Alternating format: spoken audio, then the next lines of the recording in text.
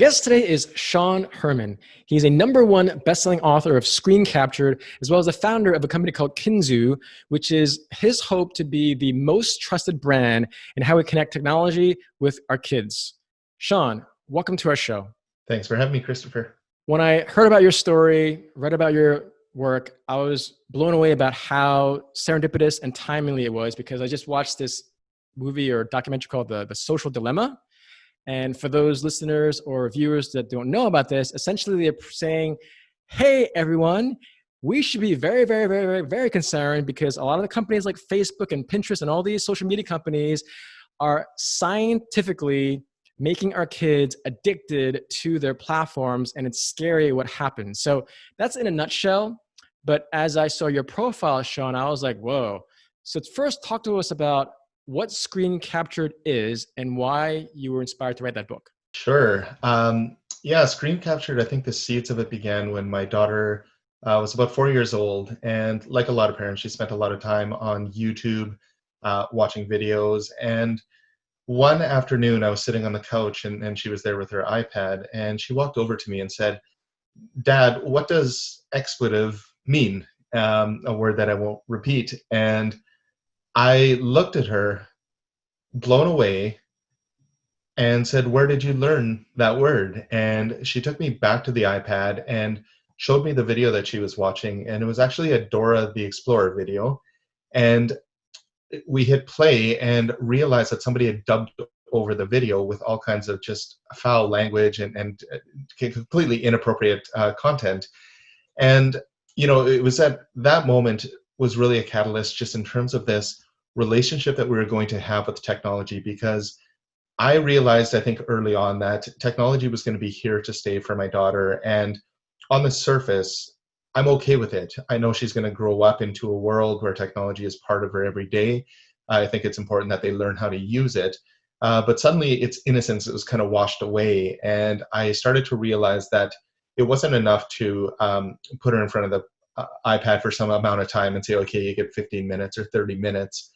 It was more important what was actually going on that thing. And it really occurred to me that there's still parenting in digital parenting. And I had kind of failed just in terms of really being up to speed on what the risks were around technology. So that set me off on a journey to provide, better education and ultimately better tools around technology for other parents. And is that common that you have an actual brand like Dora Explorer and they just have people cut into these videos like that? Yeah, unfortunately, and these show up not only on YouTube, but also on YouTube Kids. And there's awful stories out there of watching videos and suddenly people are cutting in. And there's a famous example that was raised where somebody came in with instructions on suicide, telling kids, they should kill themselves, and actually telling them how to slit their wrists to do it. And this was on a video. It was reported, and yet it stayed on the YouTube platform for weeks after. And then a few months later reappeared. And there's a pediatrician who blogged about it, and she's gained quite an audience about it and told the story. And unfortunately, YouTube is littered with this. There's too much content to moderate. And unfortunately, there are people out there that know that's where kids congregate, and they do target them with this sort of content. And I don't know what the motivations, aside from, just making childhood, I guess, a little bit harder. But it is unfortunate, and it's very prevalent, unfortunately. Yeah. Now, this is very personal to me because I don't have kids right now, but I've taught before. I've taught in a high school for 3 years. I started a homeless youth program. I used to be a college admissions consultant, and I've worked with thousands of kids. And I remember I had a 14-year-old student that I mentored at a homeless shelter in Los Angeles. And she walked up to me at the time, and I was a singer-songwriter for some time. And she said, hey, Christopher, what do you think about this song? I put the earbud into my ears, and it's a rap song, and it's like, it's just very denigrating to women. And I don't want to tell her what to do, but I said, well, how does that make you feel when someone's saying you're a whore, you're this and that? Because I can easily say as a person of authority, oh, that's bad, but I want her to question it for herself. But ultimately, it's very hard for anyone to parent, whether you as an actual parent or me as a parenting figure, as a teacher. But I want our listeners to know how important it is in terms of what we're doing right now, because it isn't just a song. it's this constant bombardment, which is why I'm fascinated by your book, Screen Capture. So just dive a little bit more into your book, Sean. Is it like a first, this is the problem, here are some examples and what we can do? Are they very practical things that your readers can learn about? Yeah, I think, and I definitely hope so. Screen Capture is really fundamentally a collection of stories about my daughter Kaylee's early experiences with technology. Whether it was the Dora the Explorer example, or I actually lead the book with a story about an app called Pop Jam, which he was interested in doing. Where it got concerning, and I'm glad you brought up the social dilemma, because in Pop Jam, I saw a lot of those same patterns that social media platforms are using to kind of drive engagement and hook us in, now showing up in an app that was actually directed towards kids and marketed directly at kids. So I'm talking about things like gain this many followers and you're going to unlock this feature. Mm. Followers are important. We like your post. You should enter a contest, and if you win, you're going to get a lot more followers. So the concern for me with apps like that is now we're training kids to value these things that are actually not important. And these vanity metrics called likes and followers, which now with kids at 7, 8, 9, 10 years old, probably not really understanding the vanity aspect of it. And what I worry about with technology and kids more than anything else is this kind of competition it's created, where likes matter, followers matter, and the evidence is showing a lot of kids are measuring their self-worth in that way. And when we talk about spikes in depression and anxiety among youth, a lot of people are quick to just point to technology as a whole. I don't buy into that. I think technology brings a lot of good. But the one thing I do worry about more than anything else is this culture of how do I measure up and how many likes is my post getting versus my friends or somebody else in school. So that's what I really talk about in the book. Why looking at the clock is the wrong way to look at technology. There are things that are concerning, but also at the end of the day, I think technology has a lot to offer, and to offer kids and youth when it comes to creativity and learning and these sort of things. So I do finish the book with hopefully some practical advice that parents can follow, just to not get the kids off of technology as a whole, but when they are on technology, let's get them doing productive things more often. Yeah. Sean, you raise a really important point that's much bigger than just this one app or this one screenshot, because I remember reading about Ray Kroc, who created what we know as McDonald's. So he actually bought McDonald's back in the 50s and 60s from the McDonald brothers in San Francisco, in California. But the point I'm getting at is, at one point, Ray Kroc, who created what McDonald's is now, he actually would fly around in a helicopter to look for church spires, because the reason, if there are churches there, there'd be families, and there's families, there's kids. And one of their marketing aspects was to market McDonald's to kids, to have all these cool, fun toys and these playgrounds. Because again, if the kids want to go to McDonald's, then the parents are going to go. But it's the same thing of how they pull them in. And I remember personally of wanting to go to McDonald's and having these Happy Meals and having all these games. But it's the same type of psychological, I don't want to say warfare, but it's actually very insidious. So I want the listeners to really understand that that's pretty bad from a McDonald's standpoint, but in technology, it could be potentially even worse because it's so ever present. So I'm really excited and happy that you're here, Sean, to talk about this. Now, you have the book you wrote about Screen Captured. Let's talk about your business called Kinzoo. Tell us about how you want this to be the most trusted brand, because clearly there needs to be more of a voice for kids. Yeah, totally. So Kinzoo came about. Kinzoo is a messenger, and it's aimed at families and the closest of friends to message on a platform that's actually purpose built around the needs of children in that kind of 5 and up range. 5 to 12, 13 is really what we're most interested in. And what we're trying to do with Kinzoo, because I don't believe technology is evil. I don't think the old way of I'm going to keep my kid off technology for as long as possible, and then when they're 11 or 12 years old, the stats say I break down and say, okay, you can go on Snapchat, or you can go on TikTok, or you can go on Instagram. The issue I have with that is kids are then walking into a world that they don't know a lot about, and there isn't proper kind of guidance giving in those formative years when technology is still, a part of their lives. Part of the backstory on Kinzoo is my daughter, when we moved cities, was just looking to stay in touch with grandparents and friends back home, schoolmates. I surveyed the market for a solution that she could use, and I could only find one from Facebook, Hmm. and that was a full stop for me. And no matter what anyone thinks of Facebook, I'm personally, of course, not a fan, but no matter what anybody thinks, I kind of came to this conclusion that I don't mind my kids being on technology at those early ages, but I don't want Facebook to be the teacher. And that's what really led to creating the business plan for Kinzoo. Is I wanted to give parents an alternative to Facebook, and to actually build something from the ground up, to really build a community of parents around this thing, and build a company of aunts and uncles and fathers and mothers that care deeply about kids and their safety and their privacy when they go online. But also create this environment where now parents can be a good digital mentor. Parents can introduce their technology to kids and connect to technology, and teach them what it means to be online, surrounded by people that love them, and that they love. And that has been really cool. So I think for us to get better at technology when it comes to kids, I think we need better education, and that's where I actively blog, and I wrote the book. But also, we need better tools and platforms, and adult platforms retrofitting back into the kid space, I don't believe is the answer, because they're rife with persuasive design and Hmm. addictive elements, and things that are really meant to hook us in, because at the end of the day, they work for advertisers and not for families. And that's really the distinction that we're trying to make. Yeah, I want to really dive into that point because me as a business owner, I have spent money on Facebook ads. And so as a business owner, it's great because I got to track who the people are. And it's funny for me when I hear some of the more spiritually minded people, it's like, oh my gosh, it's a sign. I'm like, no, it's called a pixel.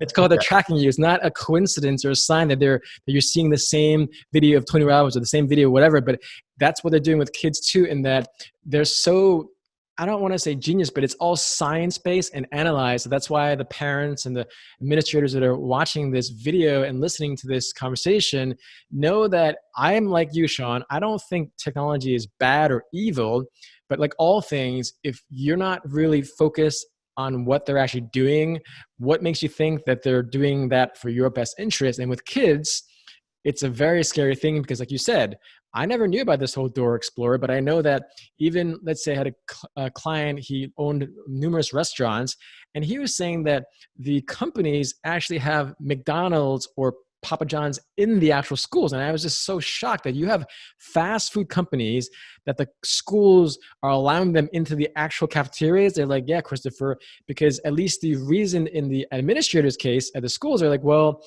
the kids are going to go buy McDonald's anyway, so why don't we just have, I'm like, that makes no sense. So I really admire you for having the courage, Sean, because a lot of parents might want to do what you're doing. So talk to us about your courage and your pioneering initiative, because frankly, I admire that. You mentioned that you were a seasoned executive, or you've been in the finance board for some time. Why did you choose that this was such an important thing for you to do that you literally made it your core priorities right now? Because a lot of people might want to make change, but you went all in. So tell us about that courage. Is that something you were raised with, you developed over time, or just when you saw your daughter and had that experience in that moment, you're like, I got to do something about this? Yeah, it's a great question, and you alluded to it. But prior to starting Kinzoo, and I worked for a different startup before, I was in corporate finance. So I was working for a big company. I was trying to climb the corporate ladder, putting in the work, and paying the dues, and that sort of thing. So it was really a combination of feeling very unfulfilled at work, things not going the way I necessarily wanted from a career standpoint. So I started being interested in finding a different path, but really my whole life I was looking for something with a little bit more purpose. And it wasn't until watching closely, the early experiences that Kaylee was having with technology, and really, having the maternal instinct to do whatever I could to protect my daughter in this world. And I don't know if I don't view it as really courageous. It just felt like, the right thing to do and something to pursue. I did walk into the world probably not knowing as much. It's kind of a unserved market, and there's various reasons for that, but it's notoriously difficult to raise money in this market. It's hard to monetize in the kids market, because of, the lack of targeted advertising and all the things that adult platforms can do. So maybe it's more courageous in retrospect of like, I'm walking into a world that's going to be very hard to crack. But at the end of the day, I look at my daughter every single day and I look at her on the iPad and I look at her messaging friends and family on Kinzoo, and it makes it all worth it. And, I'm just so excited to be leading this mission. And something that not a lot of people I think about are the fact that kids today actually are the fastest growing group of all internet users. So every year more kids go online than the year before. Millions and millions of kids go online for the first time every single year, and it is a very underserved market. And because of all that, I think better solutions are needed, but we also need to educate better. And that's really what we're trying to do at Kinzoo, is even if you don't want to use the messenger, I mean, we have an active blog. We do a lot of education around technology and what it means. And even if you never download the messenger, I think it's important to get the message out and teach parents things that are a little bit more practical and a little less alarmist, and hopefully giving good advice to figure out how we're going to live symbiotically with technology, because it isn't going anywhere at the end of the day. Yeah, I do appreciate you taking a very mature way, because again, sometimes people are like, oh, technology is bad, you can't go to them, they're bad, bad, bad, but it doesn't help the conversation because it's not going away. Facebook isn't going away, Google isn't going away, all these platforms are going away. But I like how you have a more reasoned approach to approaching this, because it's very hard for parents to parent any child, as you know, but with technology it's even more challenging. I'm curious about the Kinzoo. You mentioned you had over 20,000 people that are using it already.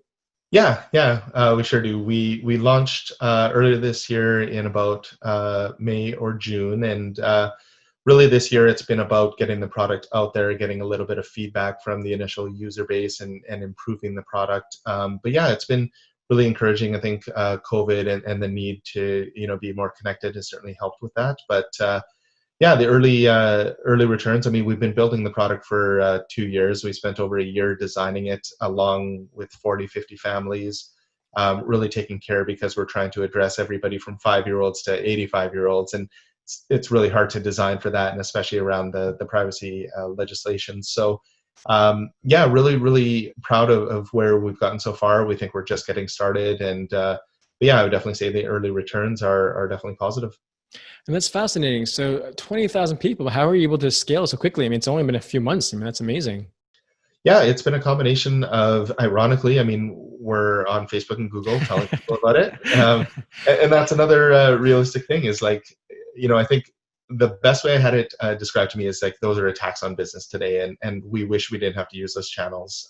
But the fact is that's where people are today. So with that, but more encouraged by organic growth, which is really people finding us through word of mouth, just searching for alternative to Facebook Messenger Kids on the App Store, these sort of things. And then obviously network effects. Once people start getting onto Kinzoo and really enjoying the product, then they're inviting friends and family onto it. And that's actually making up the majority of our growth, which is really, really encouraging. Ideally, you would never want to do any paid marketing, especially with what we do and how we feel about those platforms and privacy.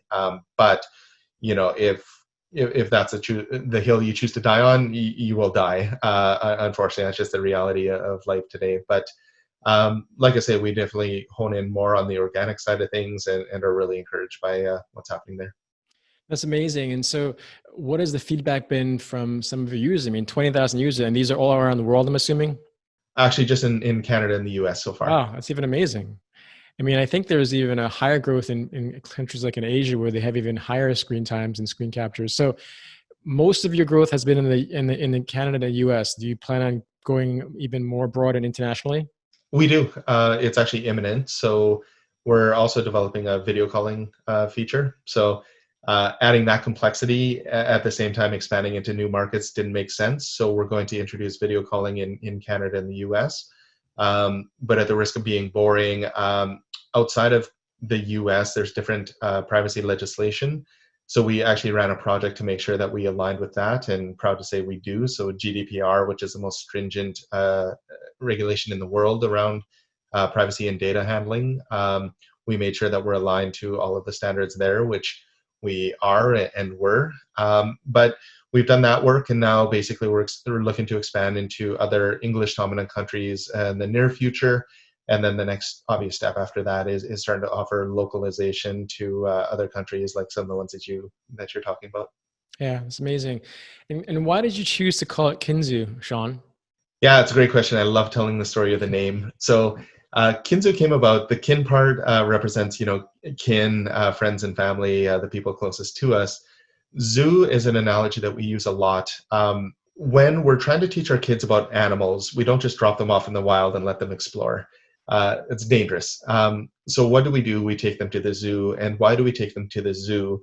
The zoo still allows for playful exploration, but it puts the right structures in place to keep the kids safe. And that's the analogy that we've always used for Kinzu.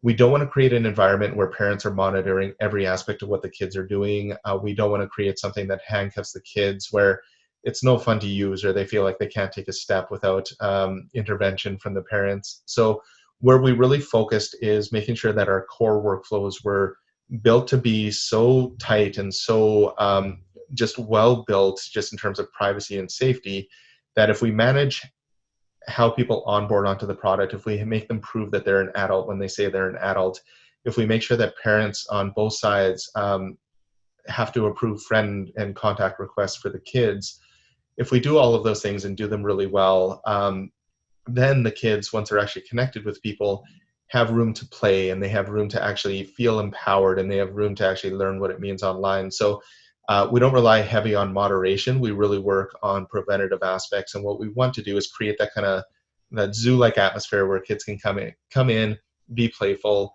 There's structures in place to keep them safe, but it doesn't require, hand holding at every turn. Yeah.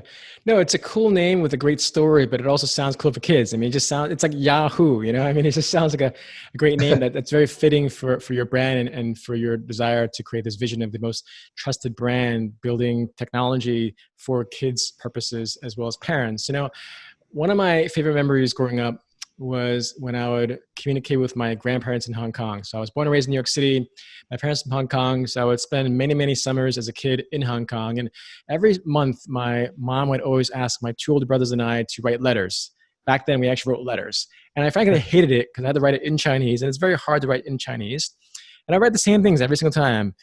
How are you, grandmother, grandfather, and Big N? I'm doing well. Are you doing well? Because I didn't really know a lot of Chinese, right? So I would send these letters every month to my grandparents. And every year when I'd go to visit them in Hong Kong, I would actually go into my grandfather's study and I would see the actual letters that I sent to him. It really meant a lot to him. And it's a connection that we have.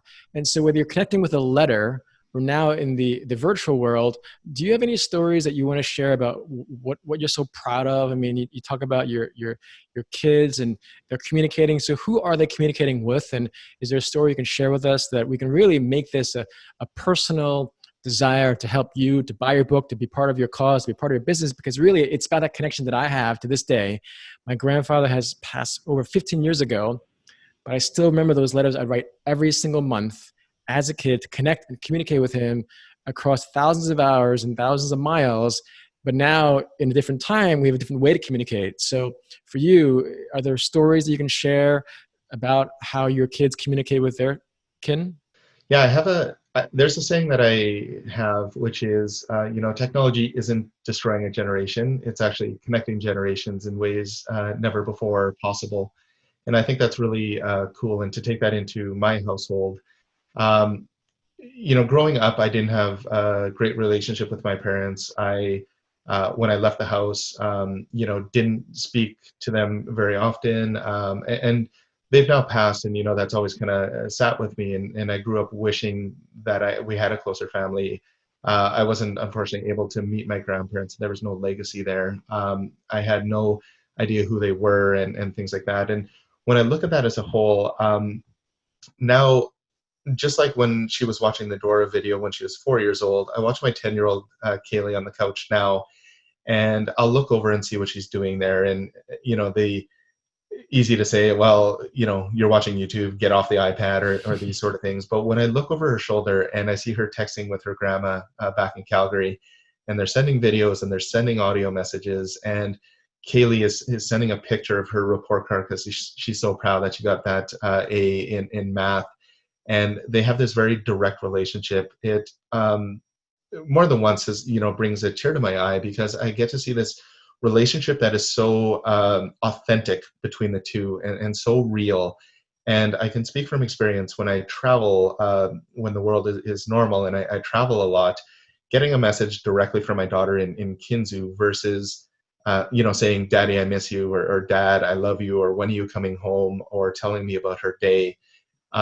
Comparing that experience with my wife saying, oh, by the way, Kaylee says hi, is just a world of difference. And when I see and I know that Kaylee's grandmother is getting that same experience, and they're having this very direct relationship instead of indirect, and that's all made possible by technology, I think that's pretty awesome. And I think that what I'm most proud of with Kinzoo is if we can give that experience to other parents out there and other grandparents out there to truly understand, the closeness and the very realness that you feel when you get that notification of, Kaylee sent you a message, and that twinkle I get in my eye every time that happens, and knowing other parents are getting that as well. That's why we do it. And that's really the why behind Kinzoo. So really excited to, bring it to the world.